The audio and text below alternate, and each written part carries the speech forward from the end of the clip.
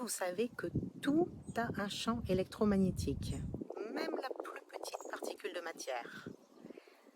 Et il se trouve que en physique, il y a une loi qui dit que quand on change le champ électromagnétique d'une matière, on change la matière. Et quelle force peut changer un champ électromagnétique? Nous, l'humain, notre cœur, pour être plus précis.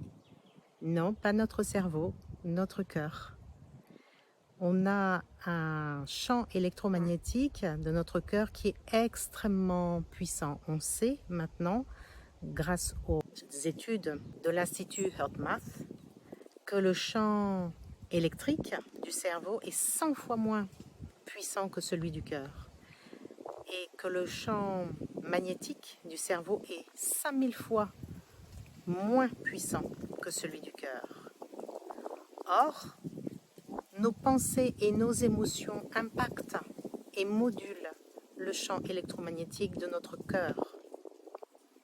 Ça veut dire que selon la nature de nos pensées et de nos émotions, on va impacter notre réalité d'une manière ou d'une autre.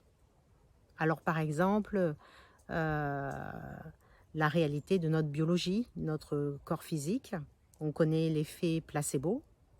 Quand on a une croyance positive sur notre santé, ça a un effet positif sur notre santé. Il y a l'effet nocebo, son contraire. Quand on a une croyance négative sur notre santé, ça génère un effet négatif sur notre santé. Mais au-delà de ça, on a aussi ce qu'on appelle l'effet Maharishi, qui, lui, en fait, parle de l'impact qu'un groupe de personnes peut avoir sur un ensemble de populations. Les études de l'effet Maharishi montrent que quand il y a un groupe de personnes qui sont connectées énergétiquement de manière cohérente, c'est-à-dire que ce sont des personnes qui ont été entraînées avec une technique spécifique appelée la méditation transcendantale. Donc c'est des personnes qui ont un niveau avancé et qui savent se mettre dans une condition de conscience spécifique de manière très profonde et très qualitative très facilement.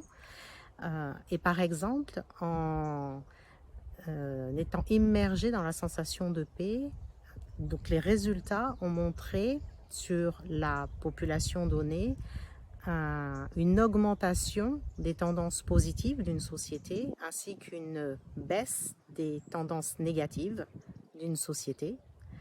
Alors les tendances positives, c'est un accroissement de l'entraide, la civilité, mais aussi un accroissement favorable des indices boursiers, des accords internationaux. Et la baisse des tendances négatives, c'est la criminalité, le terrorisme, les accidents de la route, etc.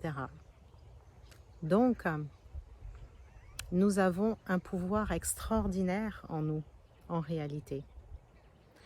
Et c'est le pouvoir de nos pensées et de nos émotions qui, lorsqu'elles sont dirigées dans une direction ou dans une autre, ça modèle notre réalité d'une manière ou d'une autre. Et quand Gandhi disait « ce que vous voudriez voir changer dans le monde, commencez par le changer à l'intérieur de vous », en ce qui me concerne, ce n'était pas de la philosophie. C'était une connaissance profonde des lois qui régissent le monde du subtil, le monde de l'énergie, qui est une réalité, qui est le moule de notre réalité matérielle.